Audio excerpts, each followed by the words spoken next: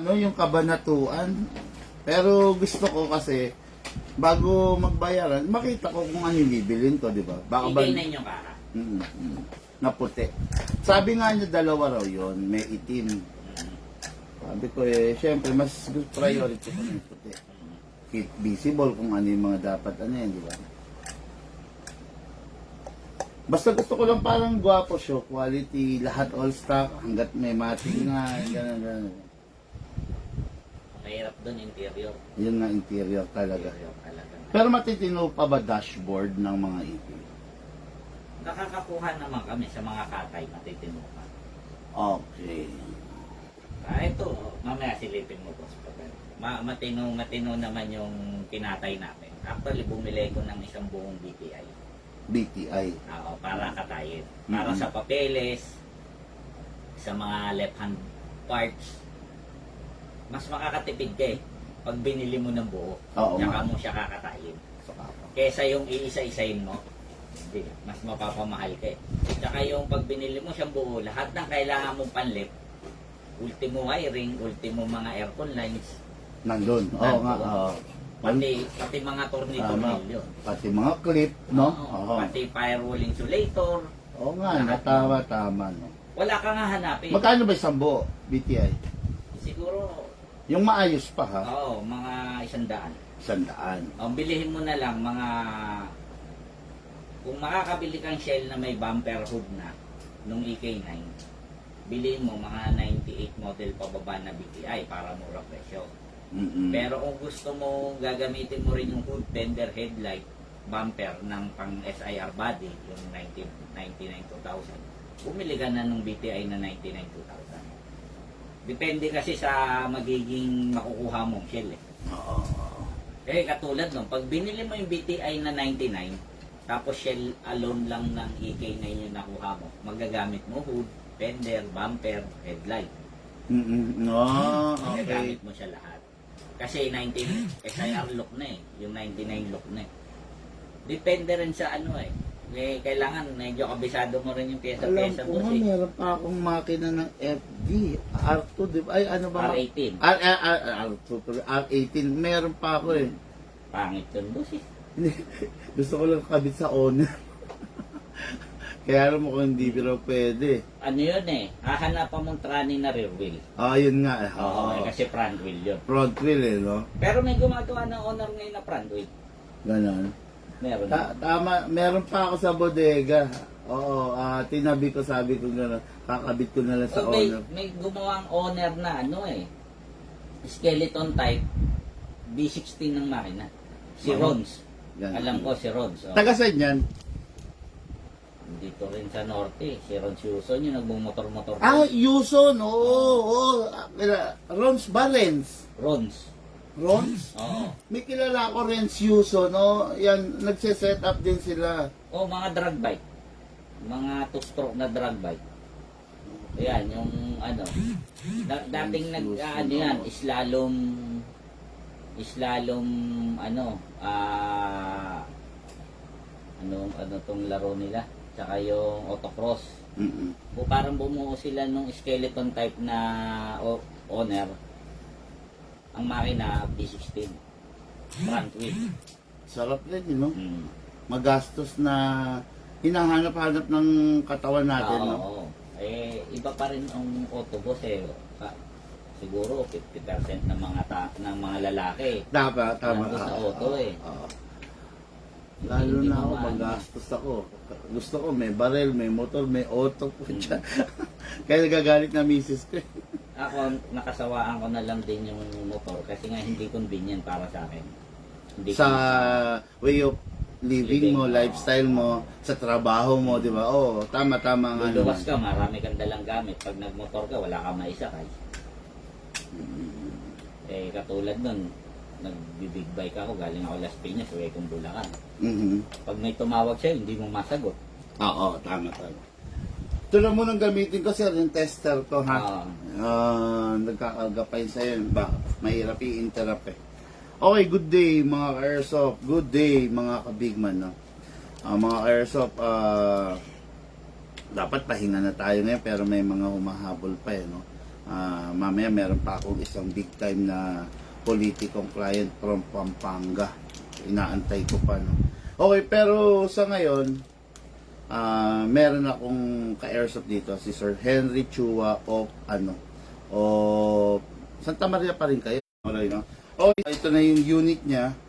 Ito na yung unit ng ating ka-airsoft, no? Ano ba to? This is the M4A1 Carbine 22, no? CQB to, okay? Pero huwag kayong malilito between CQB and micro CQB. Dalawang klase yan. Pakita ko sa inyo yung micro. Ito yung micro CQB. Talagang mas maliit siya than the CQB. Yan. Okay? Mas maliit siya, no? Pero, syempre, halimbawa ang unit mo ganito micro CQB, don't expect na super lakas nito. Mas umiiksi yung barrel, mas sumihina. Okay? Kaya nga, mas malalakas, di ba, yung mga mahaba. Ito, sabihin na natin yung lakas nito is nasa standard na rin. Pasok na sa standard kasi between first stage 1 upgrade niya is tumungtong na ng 470 FPS. Mamaya i-chrono natin to, no? Check natin kung ilang FPS to. Okay? Ngayon, paliwanag natin sa airsoft natin. Sir, battery operated, fully adjustable. Okay? Press mo lang kung gusto mong i-adjust. Kung gusto mo malayo, okay?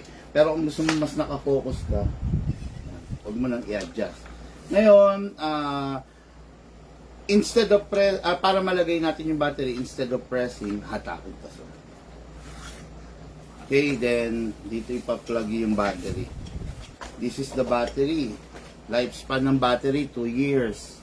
After 2 years, mabilis na siya mag-lobat. Yung battery comes with the charger. I-charge mo lang siya, sir, ng 2 hours. Whichever comes first. 2 hours, napuno siya, good na yon. Kung hindi naman siya napuno, okay pa rin yun. Ipahinga mo lang ng konti, then i-resume mo. Yung battery kasi ayaw niya na nag-iinit, number 1. Ayaw niya nang nade-drain, ayaw din niya nang na-overcharge. Kaya kailangan ng charger nito, smart charger, may auto cut off pag full charge na. Pero regarding naman sa drain, kailangan tansyado mo rin yung pinuputok mo, sir. Kasi 1 full charge is equivalent to 10 na 300 rounds. Ngayon, hindi naman ibig sabihin kailangan makasampu ka muna bago mo siya i-charge ulit. Kasi pag nakasampu ka, drain na siya nun. Drain na. Mga siguro, let's say, sir, mga 6 or 7 magazine o 5, charge mo na. Actually, marami na yun. Biruin mo, 300 times 5, 1,500 rounds na. Okay, so, ayan, pasok lang natin to, sir. Ito naman ang kainan naman ng electric type. Hindi mo kailangan ng gas. Para lang siyang cellphone. Pag wala ng battery, charge mo lang. Okay, then, balik lang natin. Okay, then, try natin. Single fire. Then, rapid fire. Ngayon, magazine. This is the magazine, sir. Buksan, lock pa yung bala. Buksan lang natin dito to. Okay? Tapos, buhos na natin. Sige, pagbukas ka na. Okay lang. Buhos mo lang dyan, sir. 300 rounds. Papasok naman dyan.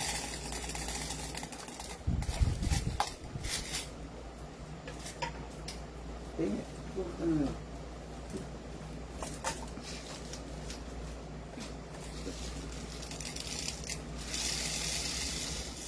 Instances din, boss, na nasisira yung magazine. Hindi. Madalang, so far wala pa naman ako na Siguro kung masisira siya kung matindi yung bagsak or nasagasaan. Pero kung normal na bagsak lang, mga mula rito hanggang dyan lang, hindi naman. Ay, dito hindi naman siya nagmamalbang. Hindi, dito hindi naman, sa gear hindi naman. Sa magazine, ang pinaka na-encounter ko na sira, in-stock na yung magazine ng, let's say, parang mga 1 taon, tapos loaded ng bala. So, yung spring, naging weak na. Oh, yun lang ang na-experience ko. Other than that, wala naman. Pero, may nabibili magazine. Huwag ka mag-alala, sir. Ano lang yan. Kumbaga, standard yan eh. Halimbawa, yung magazine nito, nun sa'yo, fit yung magazine ng high-end, fit yung low-end, fit yung sa China, kaya wala kang problema. Halos lumalabas universal siya. Yes, sir. Universal. Okay, ay, sorry. Ba't nga pala kinamot ko mag-isa? Ito, sir. Pakita ko muna. Lagay ko lang ulit. Sige, sir. Kaya ano. Ayan. Di ba pinuno na natin? Sasara mo siya. Tapos, merong gear sa ilalim na tinatawag, kinakamot yan. Kasi yung inilagay natin, kailangan maitulak na papalit dun sa iyo. Pero, lalagyan ko siya ng 0.20 grams kasi para maikrono natin, masukat natin yung lakas niya. Ito kasi yung ginagamit natin is 0.25, 0.30, halo-halo. Kaya, ang ginagamit na pang krono, pang test ng lakas, 0.20. Sa mga game, 400 to 420 FPS. Normal nun, yun ang mga required. Sa pistol naman, common na pistol, 300 FPS. Ganon. 300, may 350, may nagpo-400 din naman. Ngayon, check natin to kung normal nito, no, kung stock to, all stock, ang FPS nito, mga nasa 400 to 420, ready for a game. Pero yun nga, dahil naka-stage on upgrade to, malaman natin kung ilang FPS siya. No? Actually, hindi ko rin alam eh. Kasi, ganito yan sir eh. Halimbawa may 10 tayo nito, in-upgrade natin lahat. Hindi sila magkakapare-parehas. Yan. Depende sa pagkakabuo pa rin. Oo, yes sir. Talagang never magkakapare-parehas yan. Okay, pasok. Okay, then, kamot. Sa electric type, hindi mo na kailangan ikasa. Good to go na agad yan. Firing, single fire. 520. 520. Kaya sabi ko sa iyo, 'di ba? Kung ano ba bigla kang maglalaro, hindi hindi pwede. Mananakit ka. Maaawayin ka. 520.3, 510, 515, 517. Around 500 talaga. Around 500. Yan, stage 1 upgrade to, no, palit spring pa lang. Actually, ano to, kaya, kung sa stage 1 upgrade, nag 520 siya, kaya natin patungtungin ng 580 to 600 sa stage 2 and stage 3 upgrade. Kaya lang sir, syempre, 600 kaya pa naman. Pero, 600 and above, look, pakikuha nga yung pouch. Hayaan mo na sir. Sige. 600 and above na FPS, medyo risky na. Kumbaga, walang iniwan sa SIR mo. May mga sirain na siya. Yes, kailangan, kung may power ka, meron kang braking power din. Ganon. Siya naman, medyo risky na kung may sisirain na, it's either the gearbox, the motor, the gear, ganon. Kaya, yun. Ngayon, magpa-fire na yung airsoft natin, no? Always practice discipline. Dapat yung unit naka-safe, ibibigay natin sa kanya. Siya na ang bahala mag-unsafe, no? Depende sa mode na gusto niyo. Okay? Sir, firing po. Na sentro nyo na. Ay, oo nga pala, no? Check natin. Actually, naka-synchronize siya dito sa dito sa sa tip. Yes. Tignan ko lang.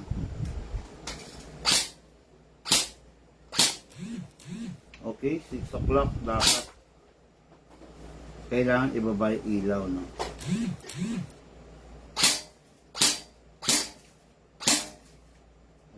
Okay. Doon ka muna sumentro sa... adjust ko na.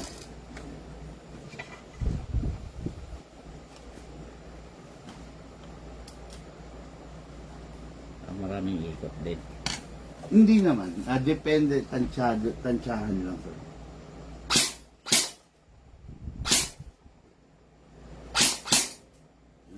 Okay. Consistent naman. Ngayon mag-fire ka na. Kasi hindi ko talaga actually ma-zero kasi masyadong malapit. Malapit. Dapat at least 10 meters to 15 yung desired target mo. Pero dito lang ina-adjust yun, sir. Dito, up and down, then this is the left and right. Konti-konti lang, wag mong gayahin yung naka 360 degrees ako na ganun, nakadalawang turn ako yun, no? Wag mong gayahin yan, sir. Okay? Firing po. Sige, sir. Firing po. Sir Henry Chua with his M4A1 carbine na CQB. Napakaganda tuto niyan.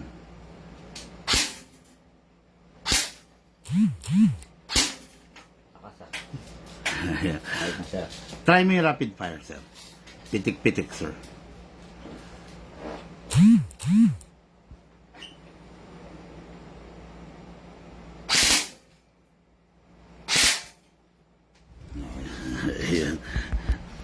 Ayan. Okay. Si Sir kanina, kaya pinag-uusapan namin kanina nung intro, tungkol sa sasakyan. Nagpa-project, mahilig din sa sasakyan. Bihira ako makamit ngayon ng lalaki, ng tao na halos magkasing same kami ng field of interest eh. Kaya yun. Syempre alam niyo naman mahilig rin ako sa sasakyan, diba? Okay, every time na matatapos ko maglaro, sir, always release the magazine. Para hindi mag-plug. Yes, tama. At saka clear the chamber. Then, ito. Sa ngayon, 520 FPS siya, sir. Diba? Pwedeng mag-drop yon, pwedeng ma-maintain mo yon. Magda-drop yon kung hindi mo siya maire-res tuwing matapos mong gamitin. Ngayon, kung maire-res mo siya, maintain lang yun. Paano ba pag-rest? Lalagay mo siya sa rapid, after you clear the chamber, rapid fire, lagay mo. Press mo siya ng 1 second, sir. Mga 4 to 5 shots. Ulit. Press mo ng 1 second, then single, then safe. Yun. Ano, sir, katagalan, yung tunog, ma-identify mo yung lagatak ng naka-rest na spring. Sa ngayon, medyo mahihirapan ka pa. Pero habang nire-rest mo yan, maririnig mo yung tunog ng lagatak. Maaaral mo yan. Okay, tapos unit lifetime service warranty, yung battery, wag hayaan mag-drain. Yun lang naman ang mga kailangan mo rito. No? Tapos other than that, wala na. Ay, battery, pag mag-charge ka, mas maganda nasa labas. Pag nasa loob. Kasi baka mag-init, walang ventilation. No? Tapos, yun lang naman. Wala naman. Yung mga bata, pakiusap lang. Nakita mo naman yung FPS. Malayo doon sa akala ko 470. Na baka madali mga bata. Bawal sa bata. Yes, sir. Hindi siya laruan. Kung pwede mo rin paglaruin yung bata, basta yung guidance mo sa Nakaalalay ka. nakabantay ka, bantay sarado. Okay guys, thank you and have a blessed day. Mamaya, live pa rin po tayo. May naka-schedule na walk-in ngayon. Wala tayong shipping ngayon, nakakapagtaka. May naka-schedule na walk-in, 3 pa sila, no? Pampanga, then Bayambang, Pangasinan, at saka isang Talavera, Nueva Ecija. Okay? Inaantay ko pa. Thank you guys. Have a blessed day to all. Pa-share po live video.